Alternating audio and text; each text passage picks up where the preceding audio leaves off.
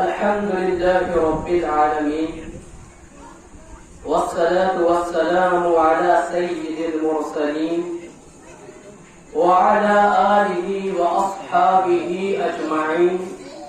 أما بعد، فقد قال الله تعالى في القرآن المجيد والفرقان الحميد: إنا أرسلناك بالحق بشيرا ونذيرا. وقال في موضع آخر: وما أرسلناك إلا رحمة للعالمين. وقال النبي صلى الله عليه وسلم: إنما بعثت معلما. وقال في موضع آخر: إنما بعثت لأتمم مكارم الأخلاق. صدق الله العظيم وصدقه النبي الكريم. حضرات سامعین اکرام، اللہ تبارک و تعالی کا لاکھ لاکھ شکر کہ اس عظیم ذات نے ہمیں اور آپ کو اس بابرکت اور منور مجلس میں بیٹھنے کی اور اللہ اور اس کے رسول اور ان کے صحابی کی بات کرنے کی توفیق عطا فرمائے. سب سے پہلے میں صاحب دعوت کو مبارکبادی دینا چاہتا ہوں کہ انہوں نے اس مجلس کا آغاز میں لایا، کیونکہ یہ ایک مجلس دینی مجلس ہے اور دینی مجلس کی فضیلت اپنی جگہ ہے اور دنیاوی مجلس الگ چیز ہوتی ہے. دینی مجلس کی فضیلت یہ ہے کہ جب انسان اس مجلس سے اٹھتا ہے تو اپنے دامن میں لاکھوں کروڑوں نیکیاں لے کر اٹھتا ہے. یہ ایک دینی مجلس کی فضیلت ہے اور اللہ رب العزت کا احسان ہے، کرم ہے کہ اس رب العالمین نے ہمیں اور آپ کو دینی مجلس میں بیٹھنے کی توفیق عطا فرمائی. بہرحال ابھی میں نے آپ حضرات کے سامنے قرآن کریم کی تلاوت کی، جس کا مفہوم یہ ہے کہ اللہ رب العزت نے آپ صلی اللہ علیہ وسلم کو سارے جہان میں رحمت بنا کر بھیجا. بے شک. اور اس کے بعد میں نے آپ حضرات کے سامنے آپ صلی اللہ علیہ وسلم کی حدیث پڑھی. سب سے پہلے سمجھتے ہیں کہ اس روئے زمین میں کوئی ایسی شے نہیں ہے جس کا کوئی مقصد نہ ہو. آپ حضرات کا اس مجلس میں آنا اس کا ایک مقصد ہے. آپ بازار جاتے ہیں تو آپ کا بازار جانا اس کے لیے بھی ایک مقصد ہوتا ہے. کوئی شخص مسجد جاتا ہے تو اس کا مقصد نماز ادا کرنا ہوتا ہے. کوئی شخص حج کو جاتا ہے تو اس کا مقصد زیارت کعبہ ہوتا ہے. تو دنیا کی چاہے وہ چیز چھوٹی ہو چاہے وہ چیز بڑی ہو اس کا مقصد ہوتا ہے. تو اللہ کے پیارے حبیب حضرت محمد مصطفیٰ صلی اللہ علیہ وسلم کا اس دنیا میں آنا ایک عظیم مقصد ہے. وہ مقصد کیا ہے کہ آپ صلی اللہ علیہ وسلم کے اس دنیا میں آنے سے پہلے جہالت کا بادل لوگوں کے اوپر اپنا سایہ کیا ہوا تھا. ظلم و ستم اور بربریت کا دور دورہ تھا. لوگوں میں رحم نامی کوئی چیز نہیں پائی جاتی تھی. لوگ اپنے عزیز و اقربا تھے، لوگوں کا حق مارا کرتے تھے، انسانی حق پامال ہوا کر رہا تھا، تو اللہ رب العزت نے اپنے حبیب حضرت محمد مصطفیٰ صلی اللہ علیہ وسلم کو ایک عظیم مقصد کے ساتھ اس روئے زمین میں بھیجا۔ آپ نے فرمایا بعثت معلما کہ میں معلم بنا کر بھیجا گیا ہوں، کیونکہ اس دنیا میں رہنے والے لوگ اپنے اخلاقیات سے دور ہٹ چکے ہیں، اس دنیا کے لوگ رحم کو بھول چکے ہیں، میں ان کے لیے رحمت بنا کر بھیجا گیا ہوں، استاد بنا کر بھیجا گیا ہوں، اور میں لوگوں کے اخلاق کو درست کرنے کے واسطے بھیجا گیا ہوں۔ یہی مقصد آپ صلی اللہ علیہ وسلم کا اس دنیا میں آنے کا تھا، کیونکہ آپ صلی اللہ علیہ وسلم کے اس دنیا میں آنے سے پہلے جو جہالت پھیلی ہوئی تھی، اس ایک جہالت کی میں ایک جھلک دکھانا چاہتا ہوں کہ جہالت کس طرح عام ہو چکی تھی۔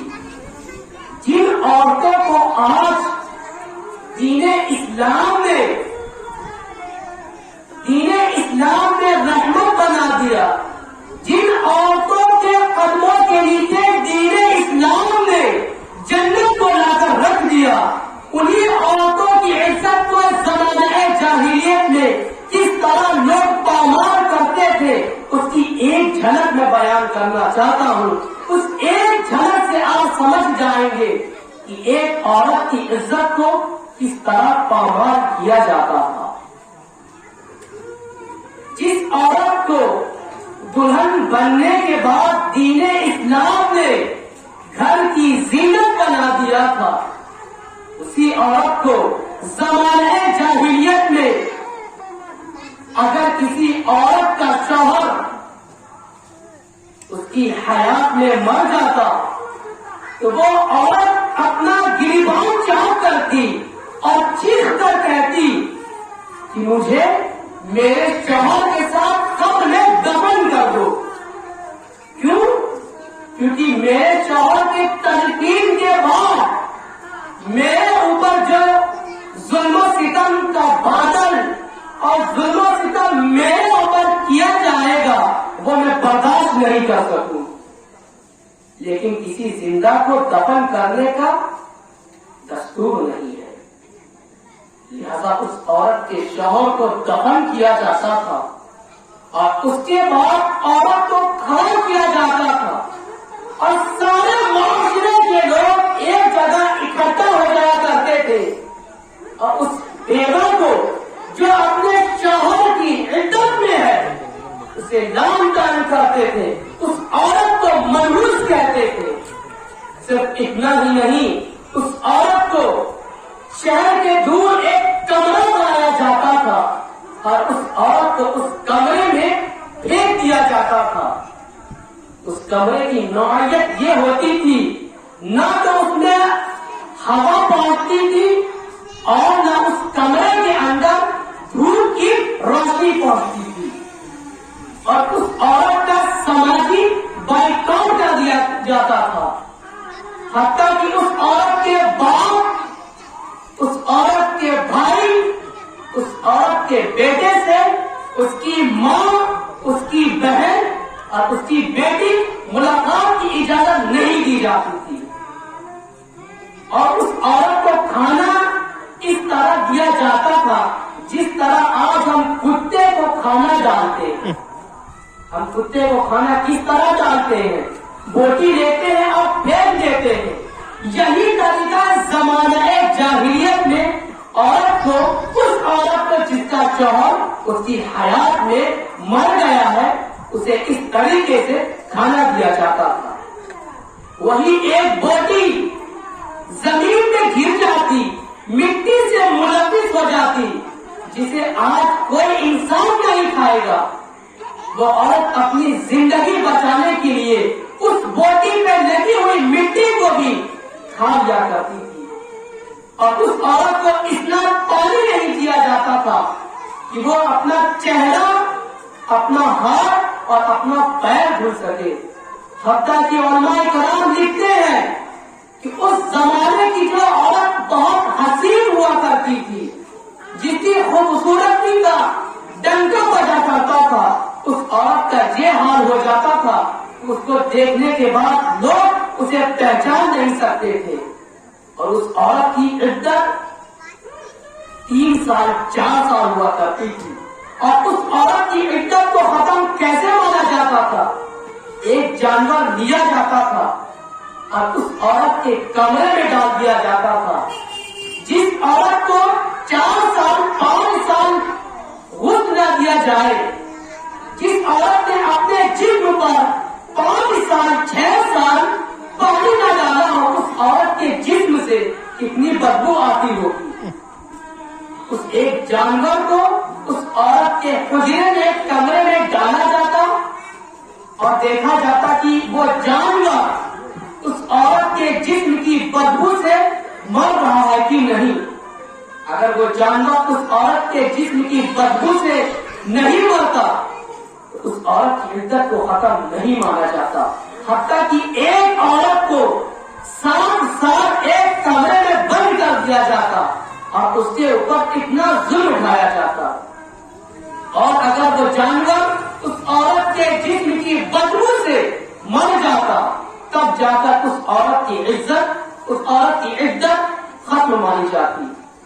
اور ایسا نہیں تھا کہ اس عورت کی عدت جب ختم ہو گئی تو اسے عزت دی جائے، نہیں، بلکہ اسے معاشرے میں لایا جاتا اور کہا جاتا یہ ایک ایسی عورت ہے جس نے آج سے 7 سال پہلے اپنے منحوس ہونے کی وجہ سے اپنے شوہر کو مار دیا، لہذا اس عورت کو پتھر مارو۔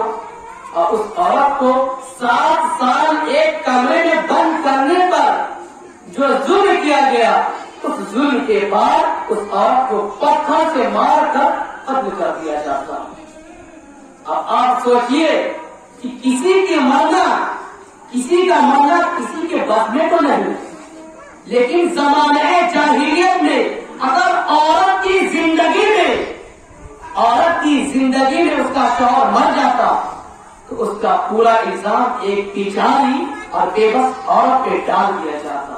یہ زمانہ جاہلیت میں عورت کا مقام تھا، لیکن جب آپ صلی اللہ علیہ وسلم اس دنیا میں رحمت بن کر آئے تو اسی عورت کے قدموں کے نیچے جنت کو ثابت کر دیا، یعنی اسلام نے عورت کو یہ مقام عطا کیا۔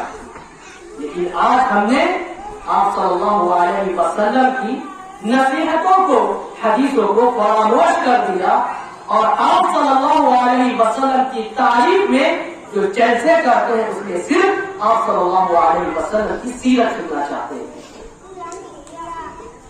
زمانہ جاہلیت میں ایک اور واقعہ مجھے یاد آتا ہے، ملا علی قاری رحمۃ اللہ علیہ لکھتے ہیں کہ ایک شخص کا انتقال ہوتا ہے۔ زمانہ جاہلیت کی ایک تصویر کھینچ کر آپ کے سامنے بیان کر رہا ہوں۔ ملا علی قاری رحمۃ اللہ علیہ فرماتے ہیں کہ زمانہ جاہلیت میں ایک شخص کا انتقال ہوتا ہے اور اس کے پیچھے 2 بیٹے ہوتے ہیں اور اس شخص کا ایک باغ ہوتا ہے، اور اس باغ میں ایک درخت نکل آتا ہے۔ اب اس کے بیٹے اس درخت کے لیے لڑائی کرتے ہیں۔ کون بیٹے؟ جو زمانہ جاہلیت میں جاہل تھے، وہ اس درخت کے پیچھے 30 سال لگا دیتے ہیں، یہ درخت میری ملکیت میں ہے۔ دوسرا بھائی کہتا ہے کہ یہ درخت میری ملکیت میں ہے۔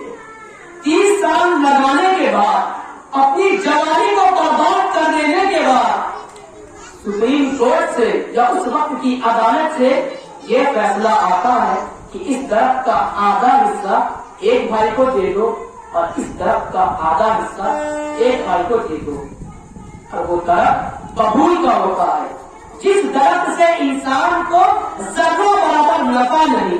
اس درخت کے پیچھے زمانہ جاہلیت میں 2 بھائیوں نے آپس میں دشمنی کی، 2 بھائیوں نے 30 سال اس درخت کے پیچھے اپنی جوانی برباد کر دی، اور حاصل کیا ہوا؟ آدھا ببول کا درخت ایک بھائی کو ملا اور آدھا ببول کا درخت ایک بھائی کو ملا، فائدہ کچھ حاصل نہیں ہوا اور زندگی الگ برباد ہو گئی.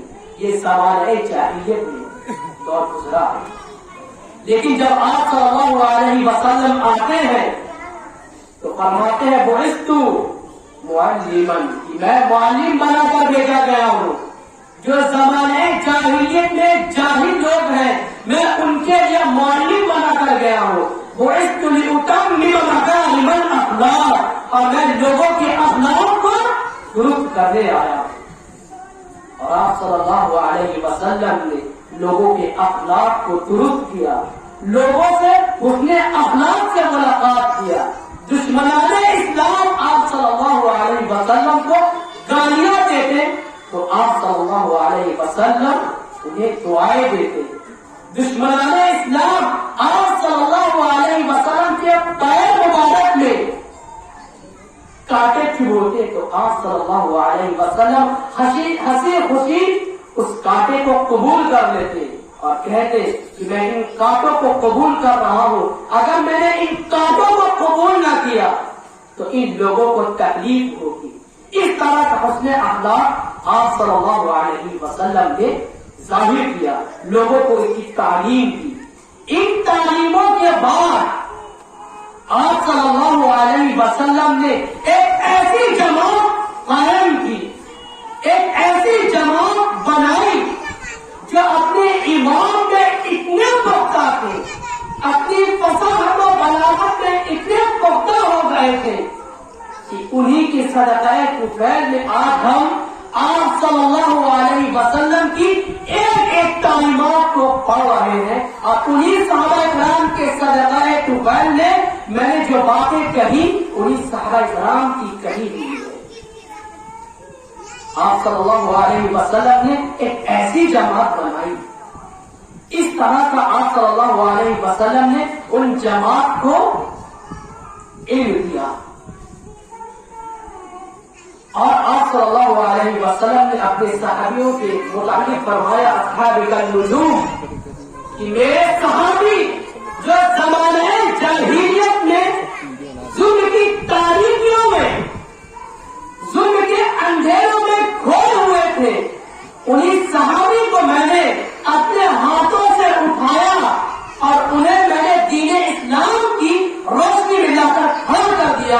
اور ان اپنے اصحاب کو میں لقب دیتا ہوں کہ میرے تمام صحابی ستاروں کے مانند ہیں. کون صحابی؟ جو جہالت کے ظلم و ستم کے اندھیروں میں چھپے ہوئے تھے. ان صحابی کو میں نے ان اور دین اسلام کی روشنی میں لایا اور ان صحابی کو میں نے ستاروں کے مانند کر دیا. یہ آپ صلی اللہ علیہ وسلم کا معجزہ ہے، یہ آپ صلی اللہ علیہ وسلم کی کرامت ہے. اور ان صحابہ کرام نے آپ صلی اللہ علیہ وسلم کی تعلیم کو پہلے حاصل کیا، اس کے بعد اپنے دل میں اتارا اور اس کے بعد ان تعلیم کو لوگوں تک پہنچایا. اور انہی کے صدقہ طفیل ہم نے آج دین اسلام کے چھوٹے سے چھوٹے بڑے سے بڑے مسائل کو حل کر دیا ہے. یہ آپ صلی اللہ علیہ وسلم کا ان کے صحابیوں کا ہم پر احسان ہے کہ انہوں نے ہمیں ظلم کی تاریکیوں سے نکال کر دین اسلام کی روشنی میں لا کر کھڑا کر دیا اور حق کو اور باطل کو ظاہر کر دیا کہ حق کا راستہ جنت میں لے جاتا ہے اور باطل کا راستہ جہنم میں لے جاتا ہے. اب ہمارے پاس حق آ چکا ہے، اب ہمارے اختیار میں ہے. ہم آپ صلی اللہ علیہ وسلم کی ان کے صحابیوں کی بات سنتے ہیں یا پھر زمانے جاہلیت کے طرز کو اپناتے ہیں. اگر ہم نے آپ صلی اللہ علیہ وسلم اور ان کے صحابیوں کی بات مانی اور ان بات پر عمل کیا تو ہمیں انشاءاللہ تعالی اللہ رب العزت جنت عطا کرے گا. اور اگر ہم نے ان احکامات کی روح گردانی کی تو ہمارا ٹھکانہ جہنم ہوگا. انہی چند باتوں پر میں اپنی باتوں کو ختم کرتا ہوں اور یہ دعا کرتا ہوں کہ اللہ تبارک تعالیٰ اس مجلس کے ذریعے ہمارے دلوں کو نور سے منور کر دے اور اس مجلس کے ذریعے اللہ تبارک تعالیٰ ہمیں ہدایت یافتہ بنا دے. اور اپنی سنت پر اور صحابہ کرام کی تعلیمات پر چلنے کی اللہ تبارک تعالیٰ 100% توفیق عطا فرمائے. وآخر دعوانا الحمد للہ رب العالمین. السلام علیکم ورحمۃ اللہ وبرکاتہ.